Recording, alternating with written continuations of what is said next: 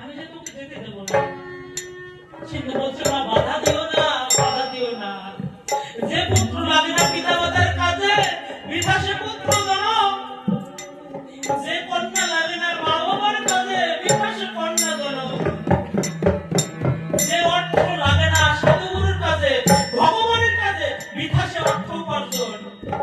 মা আমায় বাধা দিও না, হাসি মুখে বিদায় দাও। মায়ের হাত থেকে জোর করে অলৌ পাত্রটা নিয়ে সিন্ধুমণি মায়ের চরণে প্রণাম দিয়ে বাবার পিপাসার জলে চলেছে সরজপুরে। ঘোর অন্ধকারে পথ ভালো দেখতে পায় না, কখন উঁচু খেয়ে পড়ে যায়, কখনো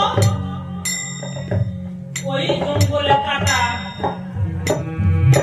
ওই জঙ্গলের যে ফুলের কাটা সিন্ধুর গায়ে বেঁধে যায়। দ্বারা টপ টপ করে বয়ে পড়ে সবাই।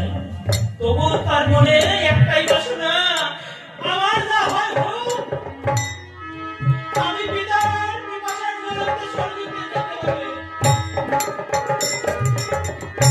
না হলে যে পিতা আমার জল বিহনে মারা যাবে। কিন্তু অন্ধকারে তো পথ দেখতে পাই না। সিন্ধু কি করেছে, ওই জোনাকি পোকাকে দু নয়নের জলে মিশে আত্মনাদ করে ডাকছে, ওরে জোনাকি, তোমাকে বলে রাখি আজ আমার বান্ধব হয়ে তোমার পিঠে পিঠে আরো জেলে আমায় পথটা দেখিয়ে দাও। আমার বান্ধব পিতা জল বিহনে কাতর পিতার পিপাসার জল দিতে যাবো আমি স্বর্গে। জোনাকি একটিবার এসে তোমার আলো হয়ে পথটা দেখিয়ে দেবে। ওই বালকটির দু নয়ন জলে দেখে জোনাকি এসে মিটি মিটি আলো জেলে তার পথ বাহির করে দেয়।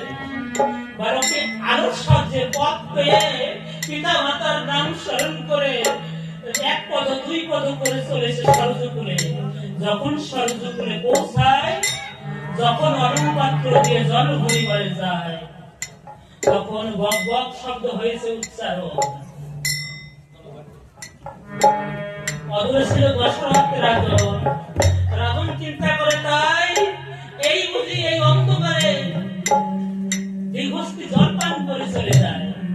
তাই আজ কি করেছে রাজন? রাজন